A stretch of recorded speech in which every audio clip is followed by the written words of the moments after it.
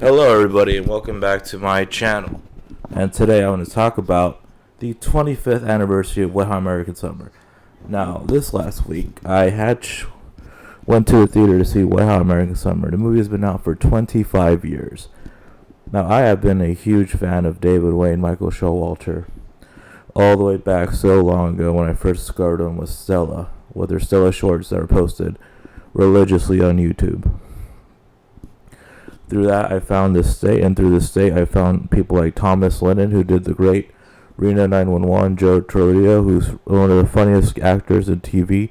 He's on Brooklyn Nine-Nine, doing a lot of stuff. And then, of course, David Wayne went on to have a pretty successful career directing hit films like Role Models and Wanderlust, and a couple of indies like They Came Together, The Ten, and the Netflix movie that I liked a lot, which was A Fatal and Stupid Gesture, which is about the National Lampoon magazine creator Doug Kenny. Now, this is David Wayne's first feature film. He had a short before, and this actually was put in Sundance, apparently, and had a pretty good reception.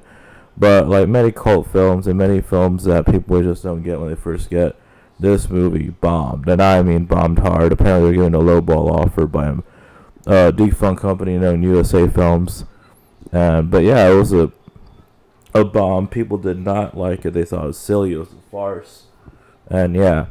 But then basically, after so many people loving it, this is Kristen Bell's favorite movie, the cult really culminated to where people look back at it as a classic. It got two series on Netflix, a prequel and a sequel series, which were all pretty good. All the cast came back, which is funny because the joke in the first movie is they're supposed to be 16 years old, but they're all played by 20 or 30-year-olds. And now in the prequel, they're supposed to be younger. Now they're both all middle-aged, which is hilarious. Yeah. So what is this even about? This is about the last day at Camp Firewood with Coop, Andy, Katie, all these young camp counselors getting into hijinks on their final day at camp. McKinley going off with anything. Coop trying to see if he can get with Katie. Andy just being a jerk and blowing off responsibility. Camp counselor Beth having a crush on the next door professor and trying to keep things afloat. And all these other great things like a talent show, which is a big climax of the film. This is actually Bradley Cooper's very first movie, and I'm glad he's in it. He's actually really funny in it. I like him a lot.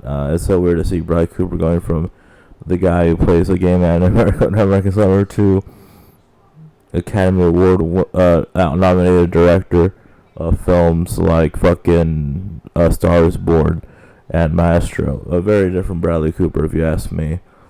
Yeah, David Wayne's direction in this movie is great. There's so many scenes where blocking is funny. Like there's a part where Lindsay has to sit next to Paul Rudd's Andy character, and JJ, played by Zach Ward, in order to fulfill that, he literally just walks off and falls into the lake, which is just a funny visual. But he walked off and fell into the lake because they needed Lindsay to sit next to Andy, which is so dumb, but it works. And I think also really funny about this movie, there's nothing mean about it. It was very funny. There's characters that are gay, characters that are weird, like Honestly Gene, played by Christopher Meloni, who keeps denying saying stuff like, I'm going to put it next to my dick cream, or fondle my sweaters. And he has a great character arc where he learns to be honest and truthful to himself. And, there's two gay guys who aren't treated like the butt of the joke. There's this great joke that starts off with the two guys being like, McKinley's a fag with Ben, like, what are we going to do? So you think they're going to, like, retaliate, but no, they literally, the next thing they're like, McKinley, Ben, this is for you. And they come and give him a wedding gift. Like, this, despite being the 80s, these characters are pretty accepting because I think they're all outcasts themselves.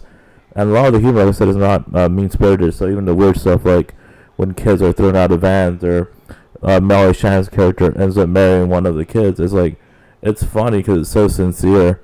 There was child death and child basically grooming in this movie when Molly Shannon's character wants to marry a kid who literally helped her through a divorce, which is really weird. But in any other movie, it's not funny. Like fucking a teacher fucking a kid in a movie is horrible, especially in something like a comedy like That's My Boy, which is terrible. But no, this is a really smart comedy. David Wayne's and Michael Showalter's script is basically strung together amount of sketches where they improvise, and a lot of the actual outline is really funny. A lot of the stories are actually from David Wayne and Michael Showalter's youth. Like the story of when Victor tries to drive back to camp to get laid. That happened to David Wayne. Apparently he was told he has to drive back to the other camp actually, to get with a girl, and that happened to him. So I guess that's just a really funny story that they put in the film. Yeah, everyone's great, and Ken Marino is funny as hell. This is probably my favorite performance of Paul Rudd playing a quote-unquote cool guy who's super lame. Like, if this wasn't Paul Rudd, this character would be insufferable. Eddie Miles plays the guy who helps Gene, of course. H. John Benjamin makes an appearance as the can of talking vegetables. Now, if you've seen the prequel series, you know what the context of that is. And in this movie, it's a little, not really hinted at, but it's really weird. It's really funny. This is one of the only movies I've seen with Molly Shannon I really liked. I mean, other than this, I think she was in Night of the Roxbury and Jamestown and Bob Reboot. This is probably the best out of those three. And I think there's a weird thing. Apparently, Sam Levine is in the movie as voice of Artie, the beekeeper, who is this kid who's basically the radio host of the Camp Firewood. Even though I think it's implied that they actually disconnected all the audio equipment, so he's really just talking to himself, who refuses to shower, doesn't shower the whole summer, so there's a great scene where they really force him to the shower. But yeah, I think this film is a classic. If you haven't seen it, watch it. It was in theaters for a bit, so I don't know if it still is. If you can just watch it, buy it on DVD, get the DVD, because there is a fart audio commentary, which is great. Anyway, let's see what reviewing next. I'm not exactly sure. I'm pretty sure I was gonna, I don't know, there's something that Word Romantic Comedy, One Night Only, whatever. I don't think I was gonna watch that, obviously. I did End of Oak Street. I don't know what else is coming out this.